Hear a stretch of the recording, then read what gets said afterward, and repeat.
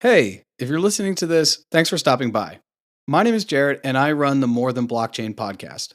Now, before the podcast rebranded its name to More Than Blockchain, it was entitled Wi-Fi and Water.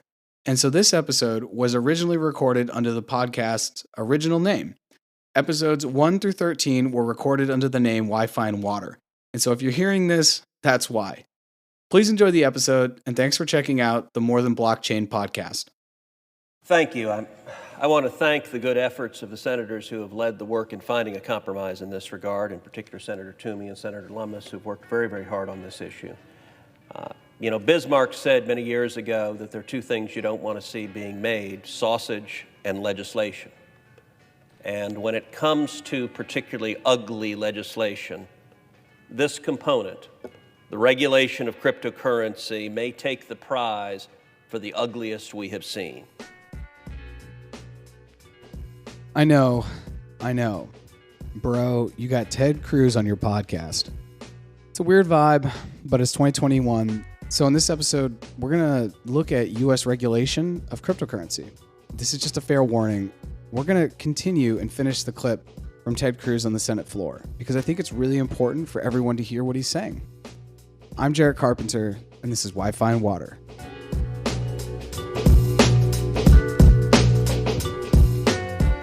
Cryptocurrency, like any community, has its own acronyms, its own slang, its own jargon. If you've ever dealt with the government or worked in government, you know it is just an alphabet soup of acronyms. So in cryptocurrency, we have something called FUD, which is fear, uncertainty, and doubt. Now, I talked a little bit about this with John Grinnell on episode 44, but essentially, there are three big narratives when it comes to why people don't invest in cryptocurrency, or why they're not investing maybe more than 1% of their portfolio into cryptocurrency. And these are that basically wherever country they are is going to regulate the hell out of it and just destroy it. So for people in the US, they're like, oh, the US government isn't going to let that fly. I'm not going to get into it. The US is just one regulation away from shutting it all down. The second is that it uses a lot of energy.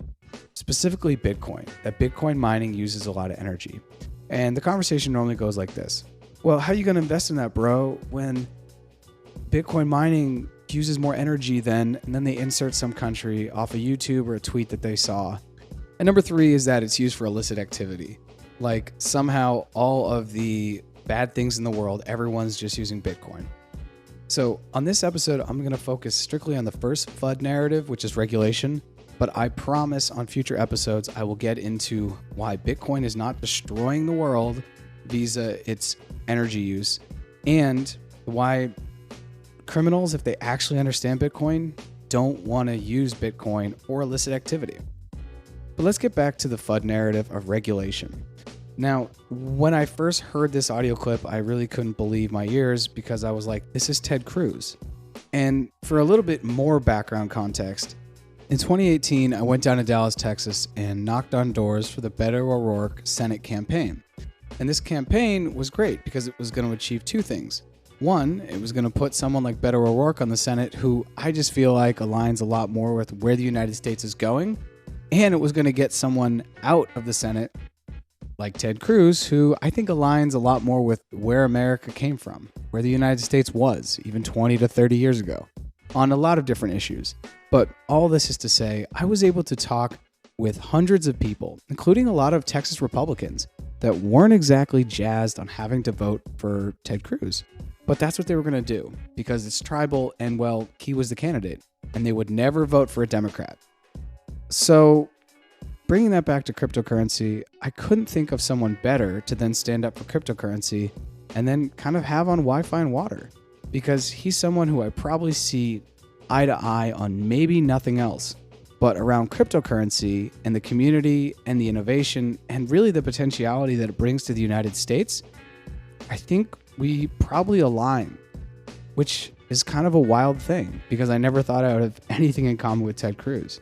But without further ado, here's Ted finishing up the clip from the intro, talking about why we should think about how we regulate cryptocurrency.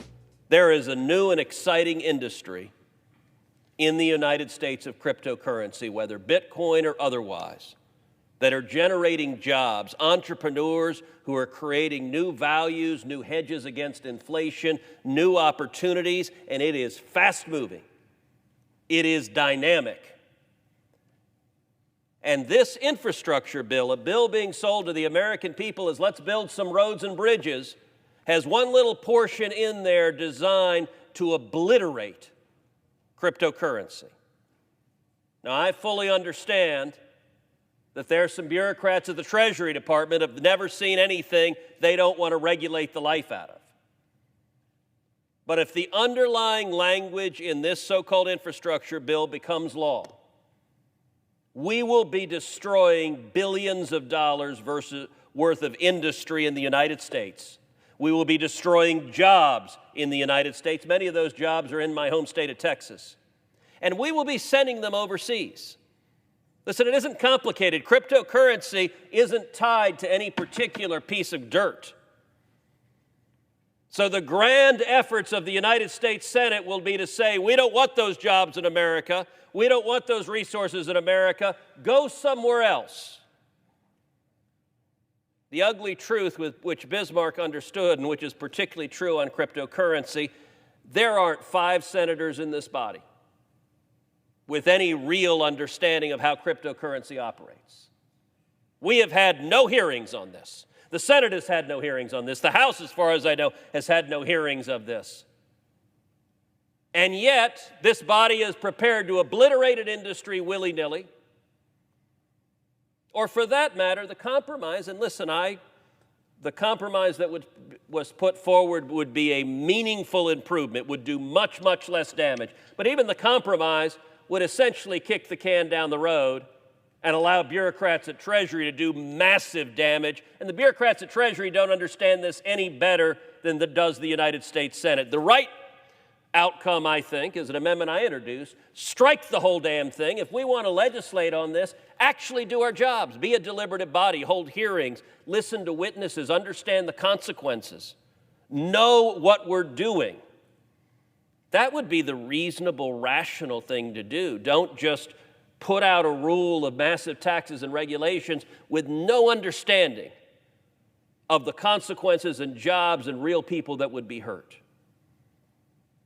For whatever reason, the Senate doesn't seem to want to behave reasonably or rationally. And I think the consequences are going to be long-standing of this foolish legislation. I think Senator Toomey and Senator Lummis have worked hard on a compromise to brunt the worst aspects of this legislation.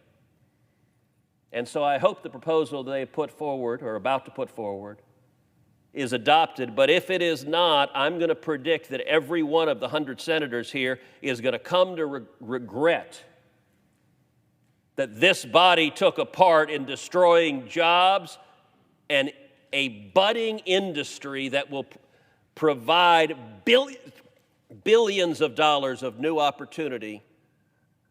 And if the Senate keeps on this course, we're going to send it instead overseas to our competitors. That would be a tragic mistake. It's really weird to agree with so much of what Ted Cruz has said in this audio clip. And if you'd like to hear more, just go to YouTube and type in Ted Cruz cryptocurrency, and it's like the first thing that comes up. I've only pulled about 3 minutes out of that clip, but the total is around 8 to 10 minutes. And he talks more about the implications of hastily running and creating regulation around something we don't know. And I think a really apt analogy is that cryptocurrency is currently where the internet was probably in 95 or 96 as far as its adoption and overall use around the world. And just imagine if lawmakers in 95, 96 decided to create regulation around the internet. Because there's no way they could have envisioned Twitter. There's no way they could have envisioned Facebook. There's no way they could have envisioned Uber. The list goes on of things that you probably couldn't have envisioned in the mid-90s as a lawmaker when it came to this new thing that everyone was doing with the internet. I mean, the internet 95, 96 was like AIM. It really wasn't that advanced. And so with cryptocurrency currently being there, if we stifle innovation and we create rules and regulations that don't incentivize people's investment into the space and into innovation, it could have lasting ripple effects that, as Ted says, could be worth billions of dollars. And I also want to provide a little bit more context around what Ted was talking about. He was on the Senate floor basically supporting an amendment that had been created by lawmakers, both Democrats and Republicans, a bipartisan amendment to the infrastructure bill that was basically getting in the weeds about what a broker would be, or the definition of a broker within the cryptocurrency space. Now, you can go and read more about this, but I'll skip to the future and tell you that it needed a unanimous decision to be able to be passed. And the senator from Alabama, a Republican, basically said no. So it didn't pass. Now, I don't see this, and many people in the cryptocurrency community do not see this as a loss, because there's something so much bigger that happened here, which is that cryptocurrency has been put in the forefront of lawmakers' minds up around the future, innovation, tech, and potentially even national security, in as far as if our economy doesn't grow from this and another economy that's one of our competitors does, we would be losing out on this. And that's where he says that this would be a tragedy and a mistake. And on a final note on this specific amendment, Janet Yellen, who is the Treasury Secretary, was in total support of the amendment. Overall, U.S. lawmakers understand that they don't know what they're talking about, and therefore they're treading lightly when it comes to regulation. Just imagine once again if the U.S. had decided to overregulate the internet in the mid-90s. Would we have the FANG stocks that we have today? The FANG stocks are essentially Facebook, Amazon, Apple, Netflix, and Google. I don't know, but I'm assuming that they would probably have been affected. And overall innovation may have gone overseas if Europe or Asia or other parts of the world would have been more open to people investing in different technologies on the internet. And the same can be said today, as cryptocurrency is growing around the world and is really taking hold in the United States. There's data out there that says roughly around 10% of people in the United States own cryptocurrency. Now, this could be $5 in Bitcoin, or it could be $5 million in Bitcoin, but the point is, it is growing. And to zoom out just a little bit, here are two ideas why I do not see the US overregulating cryptocurrency. Number one is that cryptocurrency, and Bitcoin specifically, is being adopted in other countries. As of September 7th, El Salvador now sees Bitcoin as legal tender, which is a big deal. And other countries' legislative and executive bodies are already starting to look at cryptocurrency, and especially Bitcoin, as a solution and something to either hold in their treasuries or start to use as legal tender, as El Salvador is doing.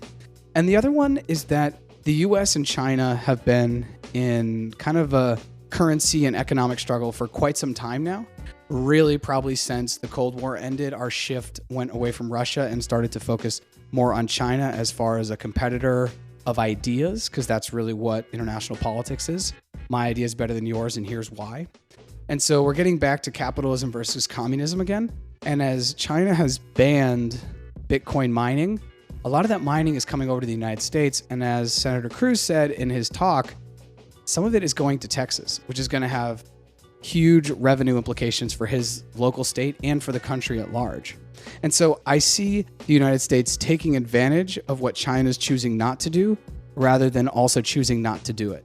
In the war of ideas, you have to differentiate what you're doing in the execution level from the people you're competing with when it comes to these ideas. And just like the Cold War, we're kind of back to capitalism and communism. Instead of this time, it's not with the Soviets, it's with the Chinese.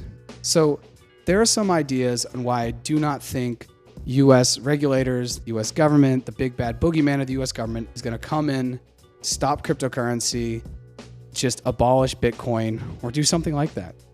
I just think it's already too deep within government. And to be fair, a lot of institutions are starting to put this on their balance sheet that would totally lobby and fight back against any stifling regulation. On a final note, I want to return back to the comparison between the internet and cryptocurrency. Because I tell people all the time, cryptocurrency is kind of where the internet was in 1998, 1999. And if we look at the adoption rate of the internet from 1990 to the year 2000, it was about 63% a year. What does that mean? That means year on year, 63% more people are coming into the space. And in the first 10 years of cryptocurrency, that number was 113%, which is almost double the adoption rate for the internet. And this is not a place or a space where I think the US is just going to say we don't want to be a part of. If we take these adoption numbers that I've shared around cryptocurrency and we extrapolate them into the future. And trust me, I get it. This is hot hand theory. You can never base future potential outcomes on past events. But let's say we do, and we're conservative, and we look at about 100% a year instead of 113% a year, because we're being conservative. We get to around 1 billion people in the space by 2024, 2025. And by roughly 2030, we get around half the Earth's population in the cryptocurrency space, which is somewhere between 3.5 to 4.5 billion. So with this adoption rate and the potential for half the world's population to be a part of the space in one way or another by the year 2030, instead of asking, is US regulation going to stifle or kill cryptocurrency or Bitcoin? The question really needs to be, how is US regulation going to support and subsidize innovation so that way the US can continue to be an innovative society and a leader in the world? Thanks so much for listening to this episode, and be sure to follow us on Facebook, Instagram, and YouTube at Wi-Fi and Water Podcast, and be sure to subscribe so you can get updates on future episodes. Thanks, and we'll see everyone next time.